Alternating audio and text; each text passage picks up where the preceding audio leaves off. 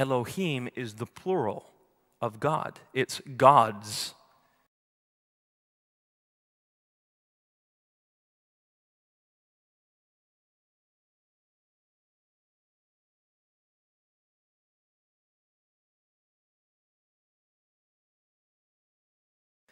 And people might say, where? Where did we start seeing the Trinity in the Old Testament? I see it in the first verse of the first chapter of the first book of the Bible. Genesis chapter 1, verse 1.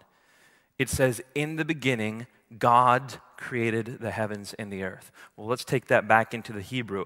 It says, Elohim created. Elohim is the plural of God. It's gods. In the beginning, gods, but then the word created treats that word as if it's singular.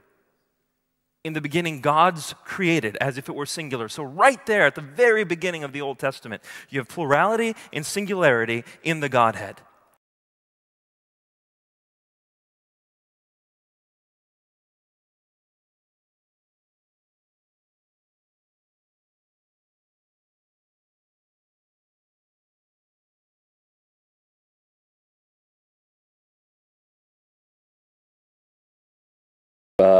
Talk to us about that a little bit.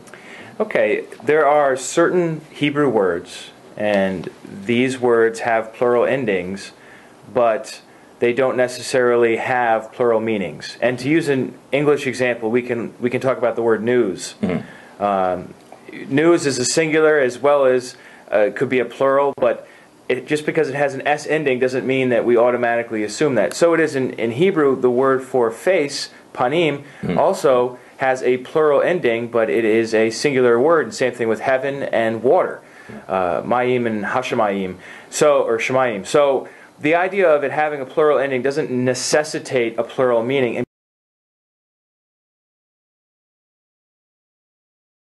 Besides, if Elohim did mean God in a plural sense, the plural of God is not a tripersonal God, but gods. Yes, yeah. And that's polytheism. Yes. Right? And so Okay.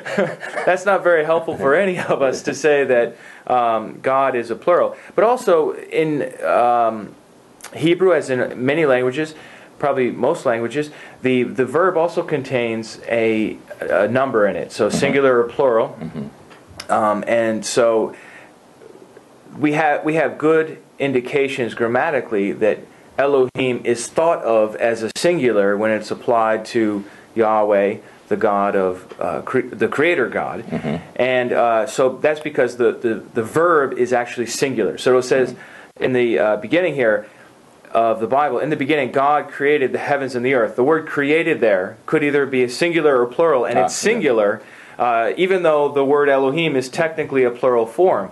But here it has a singular meaning, and that's why every single Bible translation under the sun says God instead of gods for Elohim. Yes, and so this is not something that we discovered on our own. This is something that's readily accessible if you check mainstream commentaries, or, for example, I looked it up in the Wycliffe Dictionary of Theology, and they say it's the plural of plenitude, and that's the idea that God is so magnificent, so majestic, so powerful, that you give him a plural form for the word God, but it has a singular meaning. Mm-hmm.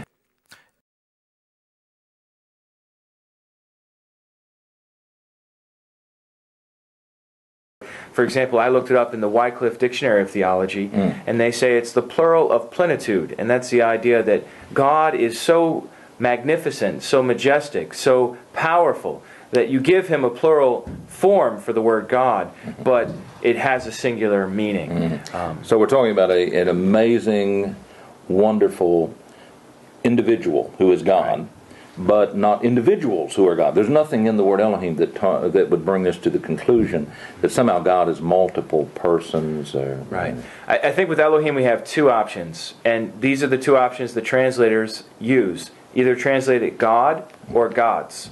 And frequently when pagan gods, for example, are in view, Elohim will be translated gods. Mm-hmm. But when it's Yahweh who's being spoken of, it's always translated God in every translation done by anybody that I've ever seen.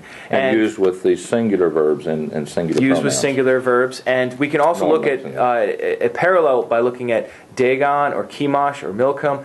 or Asherah or Baal. We look at these other pagan gods, and they're all called Elohim too.